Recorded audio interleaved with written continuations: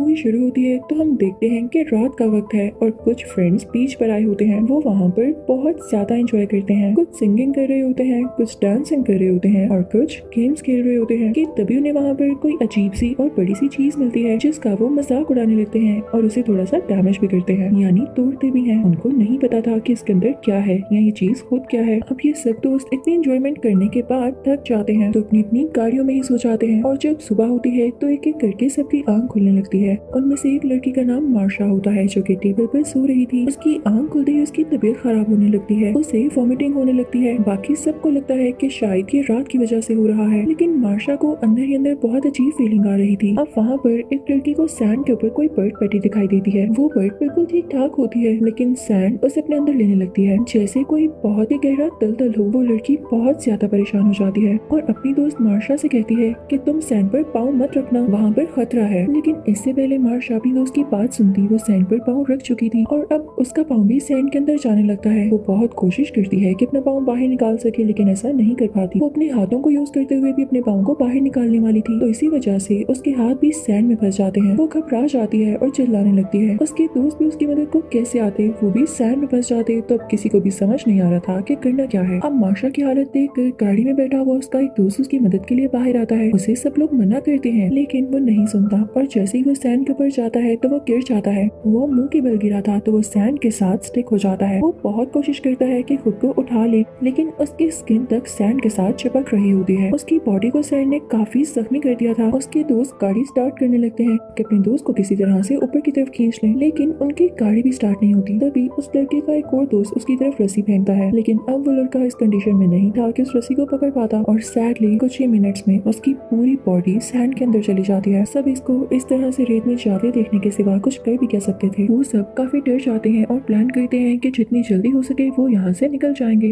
अब जो लड़का गाड़ी की ड्राइविंग सीट पर बैठा होता है उसका नाम जोना होता है। वो दोबारा से कोशिश करता है कि गाड़ी को स्टार्ट कर सके लेकिन ऐसा हो ही नहीं पा रहा था। तभी वहाँ पर हम एक हेल्दी से आदमी को देखते हैं। वो ड्रम में होता है और मूव करने लगता है तो उसके दोस्त उसे कहते हैं कि प्लीज तुम जरा सा भी मूव मत करना, अगर तुम हिले और नीचे गिर गए ना तो ये सैंड तुम्हें अपने अंदर ले लेगी। तो वो आदमी कहता है तुम लोग मेरे साथ मजाक कर रहे हो, क्योंकि उसने अपनी आंखों से सब कुछ नहीं देखा होता। वो सो रहा था, उसे दर्द हो रहा होता है तो वो मूव करने लगता है। तो एक लड़का बोलता है 2 घंटे तक कोई ना कोई हमारी हेल्प के लिए आ रहा है, हमने कॉल कर दी है, तो अगर तुम इसी में स्टिल रहोगे तो वो जल्दी हमें बचा लेंगे, प्लीज मेरी बात पर ध्यान दो। तो वो आदमी मान जाता है जबकि ऐसी बात नहीं थी, कोई हेल्प नहीं आने वाली थी। ये सब यहाँ पर स्टक थे। अब मार्शा की दोस्त सबसे कहती है हम सबने इसी बीच पर तो कल पार्टी की थी, कल हमें ये सैंड क्यों नहीं कुछ कह रही थी और यहाँ पर बाकी भी तो लोग थे, वो कहाँ गए। अब ये लोग गेस कर लेते हैं कि वो लोग भी रेत में जा चुके हैं और अभी तक ये लोग रेत में इसलिए नहीं गए क्योंकि ये लोग डायरेक्ट रेत के ऊपर नहीं थे, अपनी कार्स में थे या किसी ऊंची जगह पर। इतनी ही देर में वो हेल्दी आदमी फिर से चिल्लाने लगता है कि मुझे सनराइज तंग कर रही है। तो उसका दोस्त उसकी तरफ सनस्क्रीन फेंकता है, कहता है कि इसे लगा लो तुम्हें सुकून मिलेगा। अब वो आदमी उसे लगा लेता है तो उसे थोड़ा सा सुकून आता है। तभी उन सब की नजर उस चीज पर पड़ती है जो रात को उन्हें मिली थी और इन्होंने उसको डैमेज किया था। रात के अंधेरे में उस चीज का इतना पता नहीं चल रहा था लेकिन वो बड़ी सी चीज एक एग था जिसे इन्होंने तोड़कर या डैमेज करके बहुत बड़ी गलती की थी। अब उसके 2 टुकड़े हो चुके थे, यानी उसमें जो भी कोई चीज थी वो यकीनन अब बाहर आ चुकी थी। और ये भी हो सकता है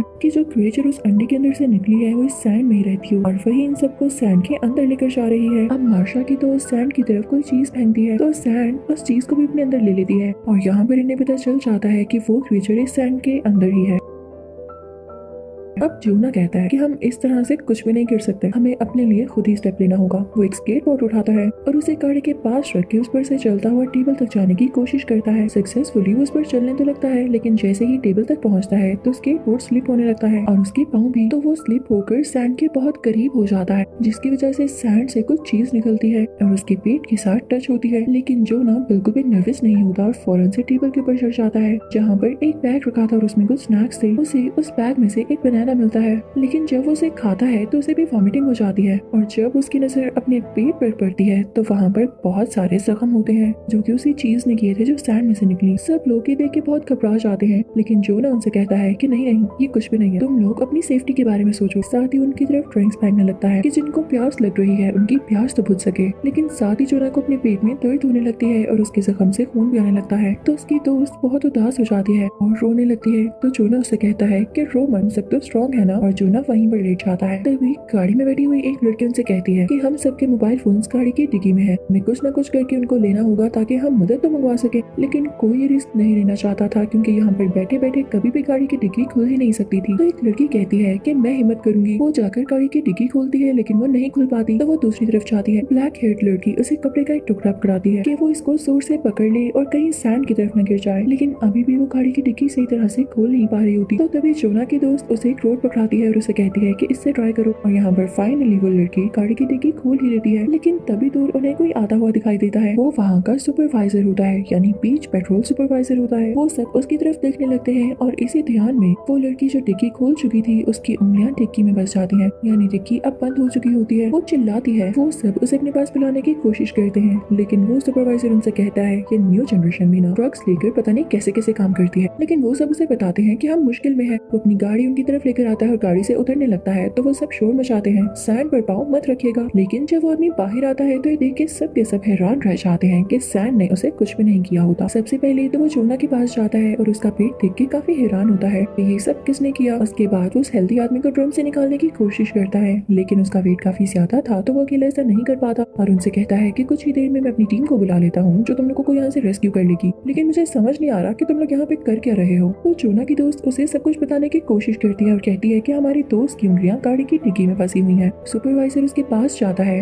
लेकिन उसकी कोई हेल्प नहीं करता। तो जोना की दोस्त चिल्लाने लगती है। तो सुपरवाइजर उसके पास जाकर कहता है तुम मुझसे इतनी बदतमीजी क्यों कर रही हो, तुम्हारे साथ मसला क्या है। तो वो उसे बताती है कि क्या आपको नहीं दिख रहा कि हम मुश्किल में हैं, हम सैंड पर नहीं आ सकते। पहले ही सैंड ने हमारे दो दोस्तों को अपने अंदर निगल लिया है। सुपरवाइजर कहता है कि मुझे इन गेम्स में मत डालो, अगर ऐसी ही बात है तो मैं किसी सैंड पर खड़ा हूँ, तुम लोग फौरन से नीचे आओ। लेकिन जोना की दोस्त और उसका दोस्त नीचे नहीं आते क्योंकि वो जानते थे कि उनकी जान जा सकती है। तो वो सुपरवाइजर अपनी गन निकाल लेता है लेकिन साथ ही साथ उसकी कीज भी सैंड पर गिर जाती है। सब उसे कहते हैं कि नहीं सैंड पर अपना हाथ मत रखिएगा, लेकिन वो नहीं सुनता और अपनी कीज उठाने के लिए जब उसका हाथ सैंड के साथ टच होता है तो सैंड उसके हाथ को भी अपने साथ स्टिक कर लेती है।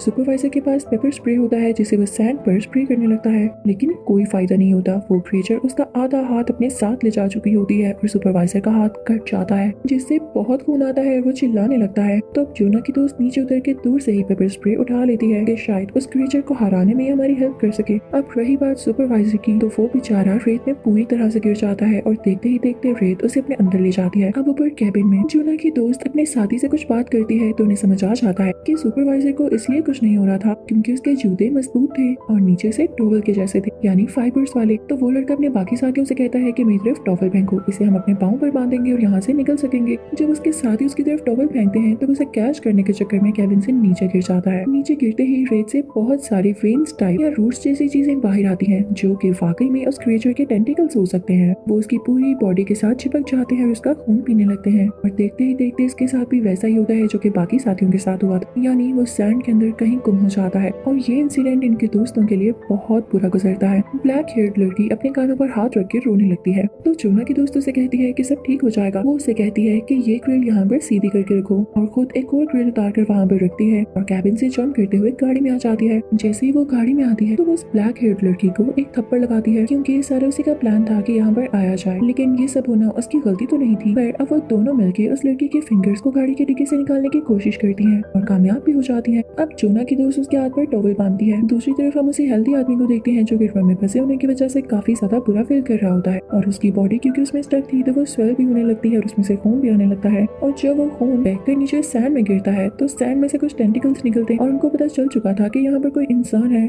तो हो सकता है कि वो उस हेल्दी आदमी पर अटैक भी कर दे। अब दूसरी तरफ वो तीनों लड़कियां ग्रिल को जोड़ते हुए कार से टेबल तक का एक रास्ता बना देती हैं और ब्लैक हेयर्ड लड़की अब जोना तक जाती है। अब वो लड़की जिसकी फिंगर्स डिक्की में आ चुकी थी तो वो जोना की दोस्त से कहती है कि अब तुम जाओ क्योंकि मेरे हाथ से खून निकल रहा है और अगर ये सैंड पर गिर गया तो वो क्रिएचर हम पर अटैक कर सकती है। तो अब जोना की दोस्त भी उस तक पहुंच ही जाती है। अब सबसे एंड में वो इंजर्ड फिंगर्स वाली लड़की उस ग्रिल पर चलने लगती है लेकिन बिल्कुल आखिर में पहुंचकर उसके हाथ से ब्लीडिंग होती है और ब्लड ड्रॉप नीचे सैंड पर गिरता है। तो वो क्रिएचर थोड़ी सी बाहर आती है जिसे देख के वो लड़की डर जाती है और उसका बैलेंस खराब हो जाता है। तो वो बेचारी भी सैंड में गिर जाती है और सैंड उसे पूरी तरह से अपने अंदर ले लेती है।